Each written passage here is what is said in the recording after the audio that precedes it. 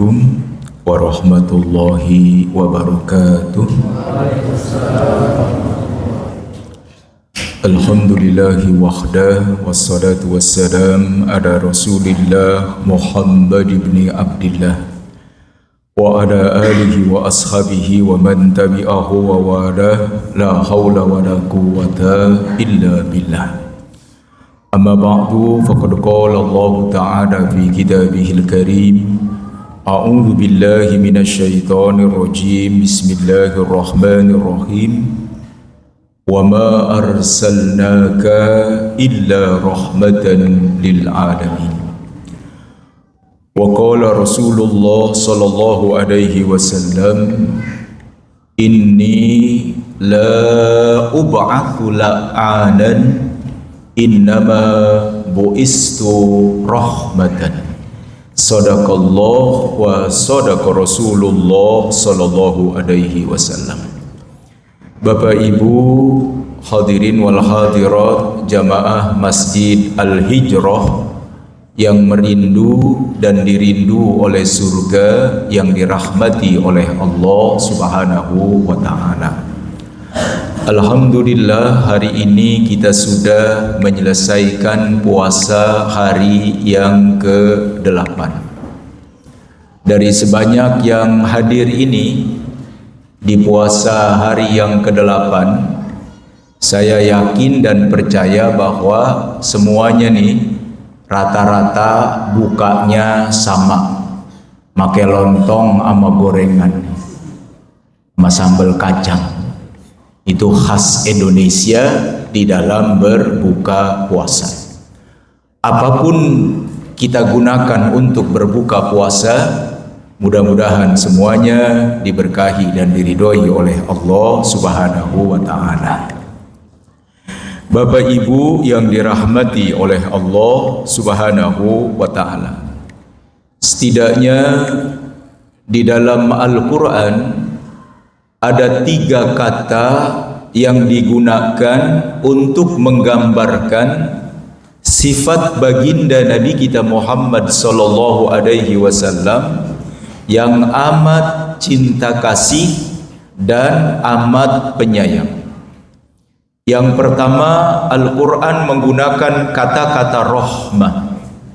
Kita bisa membacanya di dalam 2 ayat. Yang pertama surat Al-Anbiya ayat 107. Wa ma arsalnaka illa rahmatan lil alamin.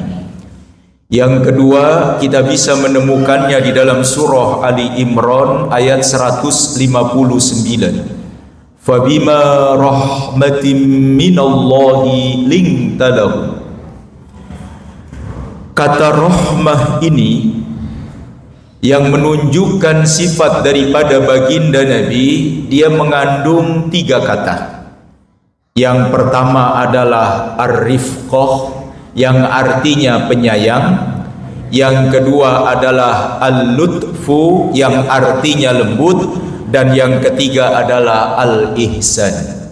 Maka ketika Nabi Muhammad digambarkan sebagai pribadi yang penuh dengan rahmah, di situ ada kasih sayang di dalam dirinya, ada kelembutan di dalam dirinya, dan ada ihsan, keinginan berbuat baik kepada orang-orang yang disayanginya. Kata kedua adalah kata rauf, dan yang ketiga adalah kata rahim. Ini ditulis langsung di dalam surah At-Taubah ayat yang ke-128. Laqad ja'akum rasulun min anfusikum azizun 'alaihi ma anittum harisun 'alaikum bil mu'minina raufur rahim. Di situ Nabi Muhammad digambarkan sebagai pribadi yang rauf. Rauf itu maknanya adalah berbuat baik kepada orang-orang yang sudah berbuat baik kepada dirinya. Sedangkan rahim adalah tetap berbuat baik kepada orang-orang yang jahat kepadanya. Hanya sifat ini ada pada pribadi Nabi, sifat yang menggambarkan Nabi selalu bisa berbuat baik kepada orang-orang yang baik kepadanya, dan Nabi selalu bisa berbuat baik kepada orang-orang yang berbuat jahat kepada dirinya. Kita nggak bisa. Kita ini Bapak Ibu, Ra'ub aja kadang-kadang ada yang kagak beres. Ra'ub itu berbuat baik kepada orang-orang yang sudah berbuat baik. Di tengah-tengah kita banyak orang ternyata tidak bisa berbuat baik kepada orang-orang yang sudah berbuat baik kepada dirinya. Itu makanya di tengah-tengah kita ada istilah air susu dibayar dibalas dengan air tuba. Kita juga di tengah-tengah masyarakat nggak bisa seperti Rasulullah, tetap berbuat baik kepada orang yang sudah berbuat jahat kepada dirinya, karena di dalam diri kita memegang prinsip lu jual gua beli. Nah itu masalahnya itu. Kalau orang udah ngomong lu jual gua beli, itu artinya kalau orang berbuat jahat kepada dirinya pasti ya akan dibalas. Sedangkan baginda Nabi Rahim tetap berbuat baik kepada orang-orang yang berbuat jahat. Bapak Ibu, ini saya ambil dari kitabnya Dr. Aid Al-Qarni, Mulhimul Adam, yang kemudian diterjemahkan menjadi Muhammad Sallallahu Alaihi Wasallam, sang inspirator dunia. Salah satu bahasannya adalah Muhammad Sallallahu Alaihi Wasallam Rahiman, pribadi yang amat kasih dan pribadi yang amat penyayang. Bapak Ibu yang dirahmati oleh Allah, karena ini kultum, kuliah 70 menit. Ya lama kultum ya. Bapak dan Ibu, di dalam buku Dr. Aid Al-Qarni itu ada 9 objek yang mendapatkan pancaran kasih sayang daripada Rasulullah. Yang pertama, umatnya, kita nih, umatnya mendapatkan pancaran kasih sayang. Suatu hari para sahabat itu capek, letih karena habis mengikuti pertempuran di siang hari. Maka begitu masuk sholat isya, Nabi nggak langsung tuh memimpin sholat isya. Dia biarkan dulu para sahabatnya istirahat, selonjoran ya di masjid, pada selonjoran di masjid, kemudian pada tertidur. Begitu sahabat udah pada tidur, bangunnya sepertiga malam, maka kata Nabi, inilah waktu yang paling tepat untuk kita sholat isya berjamaah. Kasih sayang baginda Nabi tidak akan memaksakan umatnya yang letih, yang capek, maka Nabi memimpin sholat isya berjamaah di sepertiga malam yang terakhir. Itu makanya kalau lihat waktu fadilah sholat isya itu bukan di awal waktu, justru di akhir waktu. Yang kedua, kasih sayang Nabi kepada kita umatnya. Nabi sholat tarawih cuma 2 malam atau 3 malam di dalam hidupnya di masjid berjamaah ya. Ketika Nabi nggak datang lagi, para sahabat bertanya, kenapa ya Rasulullah nggak datang lagi sholat tarawih berjamaah? Kata Nabi, aku datang malam pertama yang sholat banyak, aku mimpin malam kedua tambah banyak, kalau malam ketiga aku datang lagi pasti nanti akan banyak, dan aku khawatir kalau sholat tarawih itu akan menjadi wajib dan memberatkan umatku. Nabi amat sayang tuh kepada kita umatnya. Yang ketiga, contohnya lagi, ada sahabat namanya Muaz bin Jabal. Waktu dia memimpin sholat, bacaannya panjang betul. Selesai sholat, maka kata Rasulullah, Muaz, kenapa panjang betul bacaannya? Di belakang tuh ada orang tua, di belakang tuh ada orang yang banyak memiliki keperluan. Maka kalau jadi imam ya, bacalah yang sedang. Kenapa? Karena di belakang ada orang tua, di belakang ada orang yang memiliki kepentingan. Kasih sayang baginda Nabi kepada kita umatnya, bahkan sampai ke akhirat Nabi menjaminkan syafaatnya buat kita umatnya. Karena kata Nabi, semua nabi dan rasul itu semua punya doa yang mustajabah, semuanya udah diambil. Sedangkan aku, kata baginda Nabi, aku menyimpan satu doa itu buat umatku kelak di akhirat, yaitu bisa memberikan syafaat kepada umatku. Yang kedua, yang mendapatkan kasih sayang dari Rasulullah itu adalah anak-anak. Hadirin, waktu Nabi sedang memimpin khutbah di mimbarnya baginda Nabi yang terbuka itu, tiba-tiba cucunya berdua, umurnya setahun dan yang satu hampir 2 tahun itu, masuk dari pintu Masjid Nabawi pakai baju merah, Hasan dan Husain.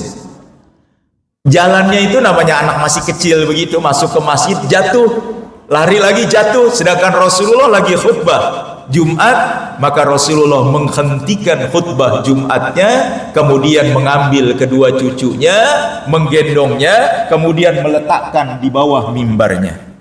Belum pernah di dalam kehidupan kita ngelihat khotib menghentikan khutbahnya demi melihat anak kecil yang seperti itu, tetapi Rasulullah turun dari mimbarnya dan mengambil cucunya, meletakkan di bawah mimbarnya agar cucunya itu bisa tenang. Tuh, makanya nggak apa-apa biarin anak-anak tuh. Begitu tuh, nggak apa-apa tuh. Kalau babanya begitu baru kita bonggolin. Ya kalau anak-anak nggak apa-apa ya, namanya anak-anak. Ya biarin aja dia begitu. Ya yang salah orang tuanya, harusnya orang tuanya di sampingnya.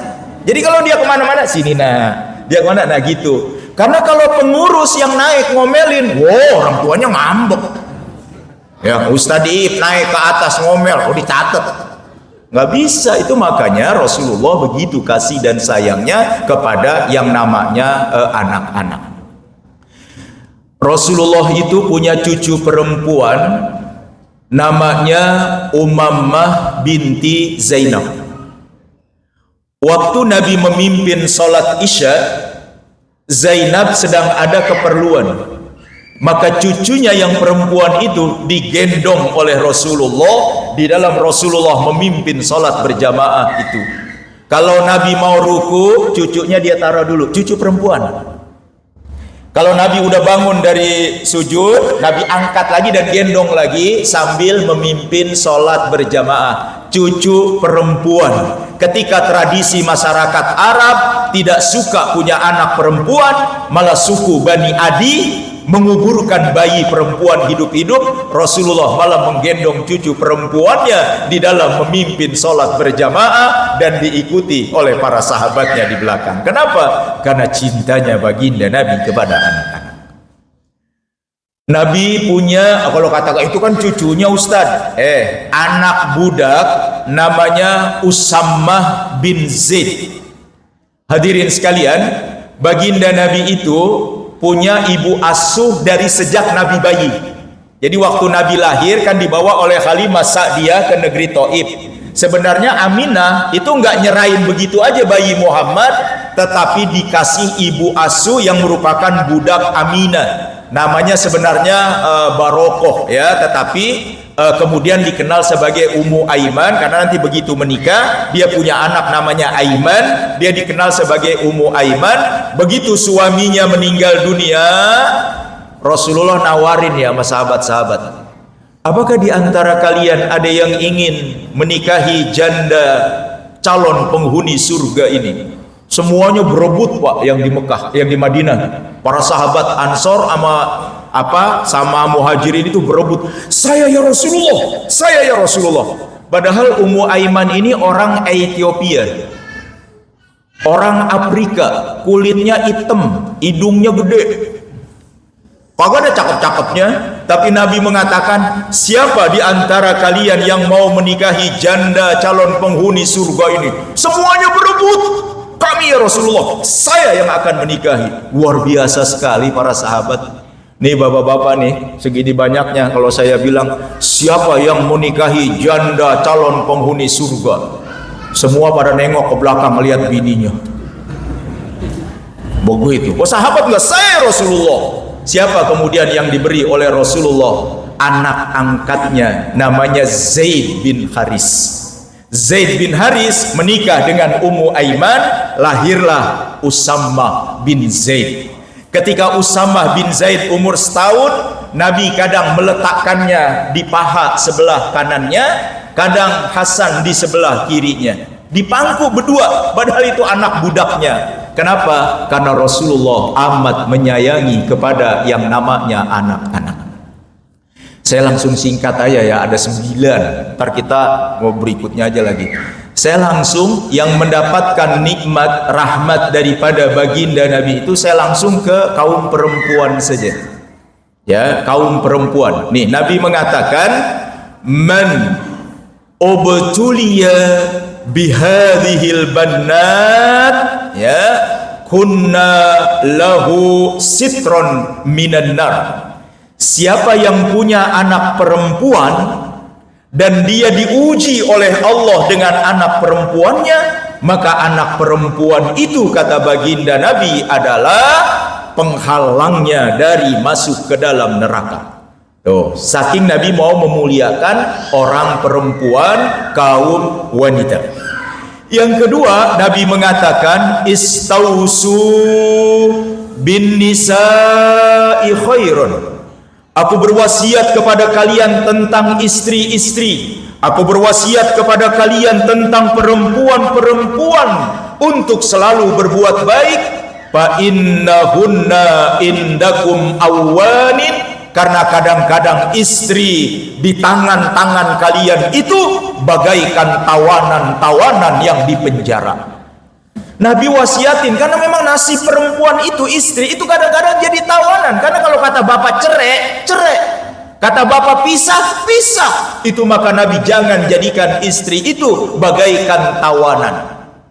Ya, pasar Minggu Pak, ada laki saking keselnya sama bini, pergi lu dari rumah, balik lu ke rumah orang tua. Dia bilang begitu sambil beludah. Cueh. Saking marahnya, itu ludahnya belum jatuh, cerainya udah jatuh. Bininya dia usir, pergi lu dari rumah. Karena saking keselnya sama bininya, sama bininya, bang, apaan abang usir saya? Ini rumah saya bang, abang yang harusnya pergi. Kata lakinya, loh iya ya, gua numpang di sini. Ya, akhirnya lakinya yang keluar. Kenapa? Karena kadang-kadang istri itu memang jadi tawanan di dalam rumah tangga. Maka bapak, istri kita itu nggak suka 3 hal. Bapak harus ingat, istri itu paling nggak suka 3 hal ini. 1, laki yang otaknya kosong. Tuh bini kagak demen sama laki yang otaknya kosong. Diajak ngobrol kagak nyambung. Ya, bini cerita bengong aja, kagak tahu urusannya. Itu namanya laki otaknya kosong. Yang kedua, bini kurang begitu suka sama laki yang omong kosong. Ngomong doang mau beliin emas. Sampai tahun berapa, sampai lebaran lagi beli emas, kagak jadi-jadi. Ya, ngomong doang mau traktir di Mang Engking. Wah, di telaga ini, telaga kagak berangkat. Nah, itu bini kurang begitu suka. Yang ketiga, bini kurang begitu suka sama laki yang dompetnya kosong. Ya, itu dia paling kurang begitu suka. Ya, itu makanya hadirin sekalian, itulah kasih sayang baginda Nabi. Nanti Nabi itu sayang banget sama musuh. Nabi itu juga sayang betul sama orang-orang yang berperilaku maksiat. Nabi juga sayang kasih kepada binatang. Nabi juga kasih dan sayang bahkan kepada benda-benda mati dan juga kepada yang namanya orang tua. Waktu sangat singkat, oleh karena itulah kita jadikan nih yang ini nih yang tinggal segini nih, jangan kurang lagi. Kan malam pertama sampai ke sono-sono, saya lewat situ. Penuh amat tuh Al-Hijrah sampai ke sono-sono. Ini baru malam ke-9 udah kosong. Ya, jangan. Kita yang sisa ini mari kita berpuasa seperti ulet. Jangan kayak ular. Ular juga puasa. Sebelum puasa ular jalannya melata. Sebelum puasa ular keluarnya bisa dan dia pemangsa. Ular setelah puasa 21 hari tetap aja jalannya melata dan tetap aja ngeluarin bisa. Kita jangan kayak ular, belum puasa pelit, udah puasa pelit. Belum puasa males, udah puasa masih males. Itu namanya puasa ular. Kita harus puasa seperti ulat. Ulat sebelum puasa jalannya melata. Ulat sebelum puasa makanannya daun. Ulat sebelum puasa jalannya di tanah. Tapi lihat ulat setelah dia puasa 14 hari di kepompong, dia jalannya nggak ngeluget-ngeluget lagi, tapi dia terbang. Kenapa? Karena dirinya udah berubah menjadi kupu-kupu. Sebelum puasa makannya daun, tapi setelah puasa dia hinggap dari bunga ke bunga, dari putik ke putik yang nanti akan menghasilkan madu. Maka kita manfaatkan waktu dengan sebaik-baiknya, karena kita nggak tahu apakah Ramadan tahun depan umur kita masih ada. Nggak ada yang tahu. Dari sini aja udah kelihatan yang bakalan mati duluan, yang duduknya nyender. Assalamualaikum warahmatullahi wabarakatuh.